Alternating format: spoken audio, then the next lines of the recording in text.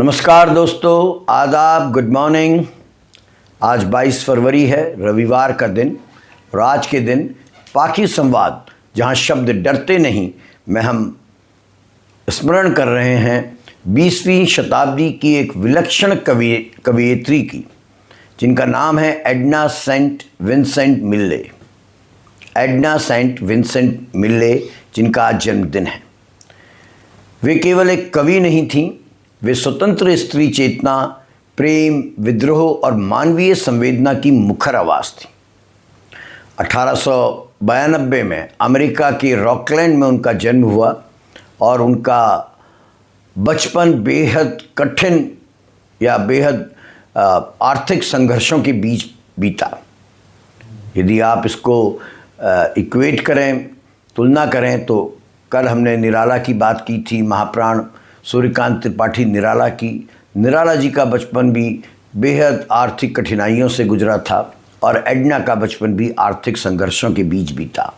और मुझे लगता है कि इस प्रकार के जो संघर्ष होते हैं, चाहे वो पारिवारिक हों, आर्थिक हों, ये आदमी को ज़्यादा संवेदनशील बनाते हैं। और शायद कविता भी इन्हीं कारणों से, इन्हीं संघर्षों के चलते बहुत संवेदनशील और बहुत आत्मा को छूने वाली कविता इनके द्वारा रची जाती है। एडना की माँ साहित्य से गहरा लगाव रखती थीं। उन्होंने ही इन्हें कविता की ओर प्रेरित किया और किशोरावस्था में ये एक अच्छी कवित्री के रूप में अपनी पहचान बना चुकी थीं।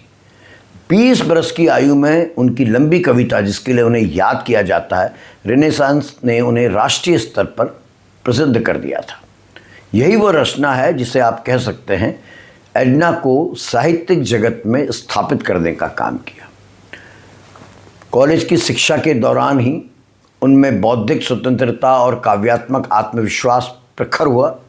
1920 के दशक में वे सबसे चमकते दमकते शहर, अमेरिका के सबसे महत्वपूर्ण शहर न्यूयॉर्क की साहित्यिक और सांस्कृतिक दुनिया का एक चमकता हुआ नाम बन चुकी थी।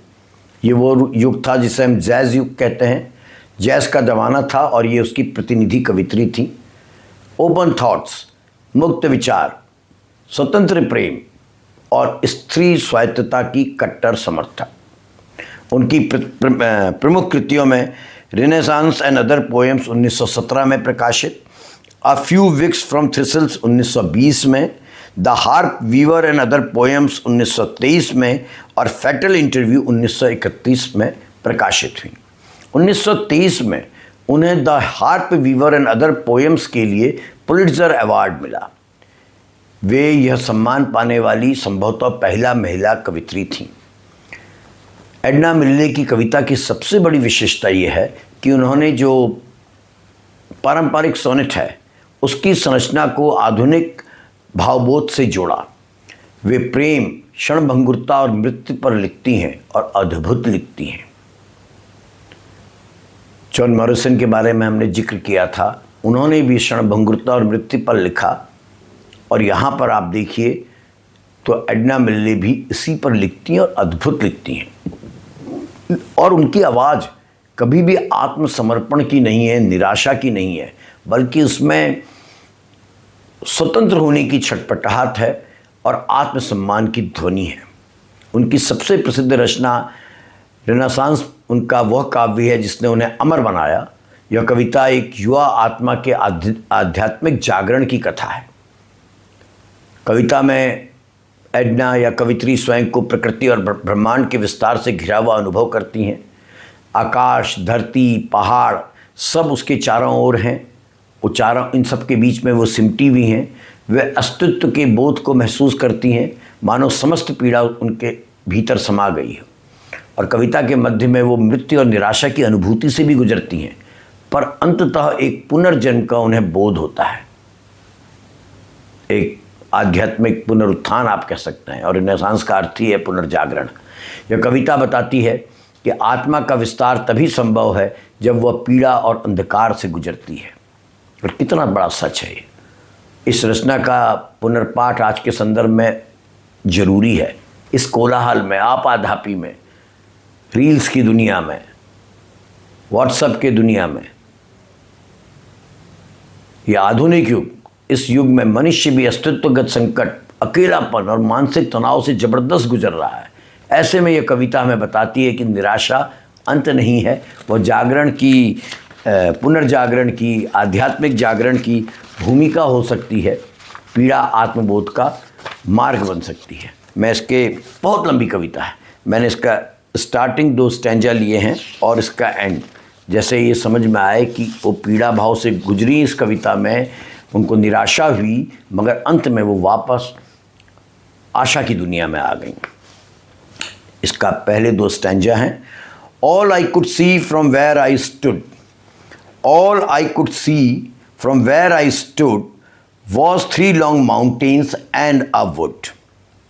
I turned and looked another way, I turned and looked another way, and saw 3 islands in a bay, and saw 3 islands in a bay. Of the horizon thin and fine, straight around till I was come back to where I had started from, and all I saw from where I stood was 3 long mountains and a wood. Was 3 mountains and a wood. इसका second stanza है। Over these things I could not see, these were the things that bounded me. घुटन महसूस कर रही हैं। Over these things I could not see, these were the things that bounded me, and I could touch them with my hand, almost I thought from where I stand. Almost I thought from where I stand, and all at once things seemed so small. And all at once things seemed so small, my breath came short and scarce at all. My breath came short and scarce at all. अब मैं इसका, ये बहुत लंबी कविता है, इसका आखिरी stanza आपको पढ़ रहा हूँ, जहाँ पर ये भाव है कि निराशा ही सब कुछ नहीं। The world stands out on either side, the world stands out on either side, no wider than the heart is wide, no wider than the heart is wide. Above the world is stressed the sky, above the world is stressed the sky, no higher than the soul is high. No higher than the soul is high. The heart can push the sea and land. Beautiful lines. The heart can the heart can push the sea and land farther away on either hand. The soul can split the sky in two. The soul can split the sky in two and let the face of God shine through. But east and west will pinch the heart. But east and west will pinch the heart that cannot keep them pushed apart. And he whose soul is flat, and he whose soul is flat, the sky will cave in on him by and by.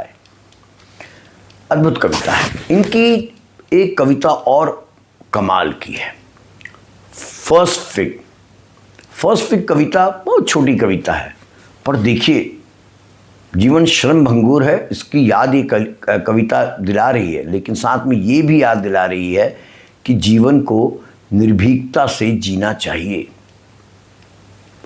मेरे ख्याल से renaissance के बाद सबसे चर्चित उनकी यही कविता है। 4 लाइनें। My candle burns at both ends, my candle burns at both ends, it will not last the night, but ah my foes and oh my friends, but ah my foes and oh my friends, it gives a lovely light.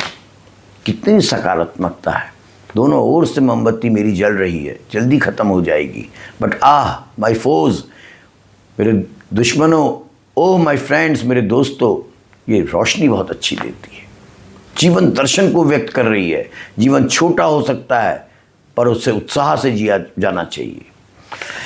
Edna Saint Vincent मिले केवल प्रेम और सौंदर्य की कवित्री नहीं थी, वे सामाजिक और राजनीतिक मुद्दों पर बेहद मुखर रहती थी। उन्होंने फांसीवाद और अन्याय के विरुद्ध लेखन किया और नागरिक स्वतंत्रता के पक्ष में जमकर लिखा। 1950 में उनका निधन हो गया, पर उनकी कविताएं आज भी पढ़ी, आज भी कोट की जाती हैं। वे उस पीढ़ी की प्रतिनिधि है जिसने आधुनिक स्त्री को आवाज़ दी, और समझिएगा वो किस दौर में थी, जहां अमेरिका जैसे लोकतंत्र में, जहां ब्रिटेन में जो विकसित देश हुआ करते थे उस दौर में भी वहाँ भी स्त्री को दबाया जाता था। ऐसे समय में उनकी कविताओं ने, उनके लिखे ने आधुनिक स्त्री को अपनी आवाज़ दी। आज पाखी के इस मंच से जो कहना सार्थक होगा, उचित होगा कि एडना मिल्ले ने कविता को निजी अनुभव से सार्वभौमिक अनुभव तक विस्तृत किया। रेनेसांस में सिखाती है कि आत्मा का पुनर्जागरण संभव है। और फर्स्ट फिग, ये 4 लाइनों की कविता हमें याद दिलाती है कि जीवन को मौज में और निर्भीकता से जीना चाहिए। शरीर नश्वर है, जीवन खत्म होगा, मगर जब तक है, जैसा निकोलाई ऑस्ट्रोवस्की ने कहा, life is given to us but only once and we must live it. यही एडना कह रही हैं। आज उनके जन्मदिन पर हम उन्हें केवल एक कवित्री के रूप में नहीं, बल्कि उस साहसी आत्मा के रूप में याद करते हैं जिसने शब्दों को डरने नहीं दिया। उनकी कविता में जो ज्वाला है, अग्नि है, वो आज भी हमें विश्वास दिलाती है कि साहित्य आत्मा की स्वतंत्रता का सबसे प्रखर स्वर है। धन्यवाद दोस्तों।